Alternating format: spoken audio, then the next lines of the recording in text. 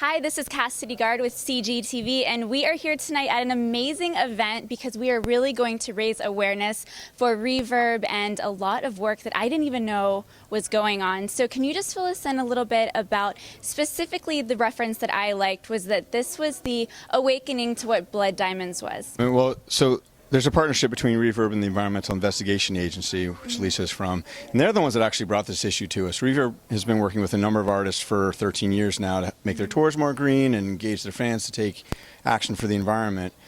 But when we found out that the very instruments through which our music was being expressed could be illegally ripped out of a World Heritage Site and beautiful rainforest, old-growth wood, it was extremely alarming. So we reached out to all of our artists and said, let's do something about this. And EIA has been an incredible partner in helping us. We've basically worked with them to bring this to the music community because wood, for all products, but obviously musical instruments, plays a huge role in this issue.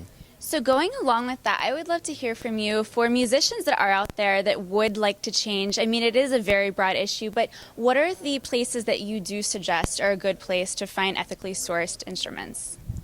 Well, there are people who are doing a lot more work on that now, and we just went, I mean, this trip is a very good example of where we were in Guatemala in the Petén, where they're doing community-based forestry, and they're making agreements with some of the major guitar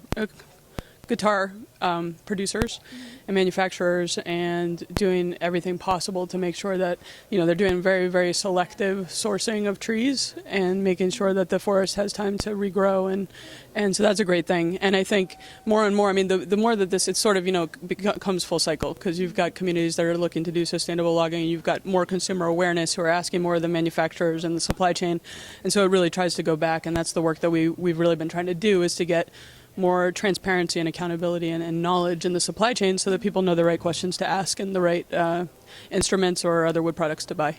And Lauren, you work along with Adam at Reverb. Can you tell us a little bit more about this trip specifically and what you found and what it is really that we're going to see highlighted in the film tonight? Yeah, I mean, I think the biggest piece of our trip to Guatemala was going down there, embedding ourselves in the rainforest, going on this expedition and seeing how these communities in Guatemala, they manage these areas called concessions in the forest. They actually are folks that live near the forest, gain their livelihood from the forest, and sustainably manage those forests. And so there's a really beautiful kind of cyclical process that's happening so that we know if we are getting rainforest wood from the Petén area of Guatemala, that this is most likely going to be very righteous wood, and you're supporting communities down there. And so this is a model that is something that we're hoping can be replicated throughout the world. And I think, you know, as somebody who's been the co-director of Reverb for many years, we like to talk about musicians and their fans and the ripple effect that each one of us can have. So it can start with a musician asking a question about their wood and where their guitar is made, and then it can ripple out into their fan base, and so fans go and ask questions about where their wood flooring might be from or their furniture. So it's really all about starting to ask the questions again and again and again to send that message that illegal logging needs to stop. And we'll wrap it up here, but with Adam with Guster, what do you think is, as far as instruments go, that you would really like to see your fellow musicians? I saw videos, and the list of people and other bands that have come to support and sign these petitions is really incredible.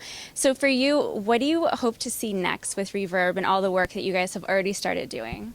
Well, ultimately, we'd love to not have to exist. But short of that, I think engaging more and more artists is always our goal, and engaging more and more fans, because for us, that's why we're called Reverbs. It starts with the artists, like Lauren said, and reverberates out to their audiences. Those people take that message or that call to action and bring it home. They bring it to their workplaces, their communities, their schools, and it just goes from there. And so for us, we see Reverb as this amplifier of the environmental movement within the music community, and we include all the music fans in that community, so it's a large community. And you spoke for Congress, so that's a very big deal to see you actually bringing it there. Very last question for tonight. I know that there's going to be a live stream to the Facebook fan page. This will be airing by the time it's already happened, so what songs are we going to expect to see? Well, okay, I see. You're saying it'll air tomorrow, so we're not doing so we're fine. So, we're going to play a Guster song called Ramona, and then we're also playing a Crowded House song called Don't Dream It's Over, because we thought it would be appropriate for kind of this fight song, if you will, but it's also just an amazing song we wanted to play. Well, thank you so much. Thanks for having us, and I'll put the links below to see that performance, and congratulations on all your work. It's very, very important work. Thanks, guys, for watching. This is Cassidy Gard with CiGi TV, and I'll see you on the next one. Bye, everyone.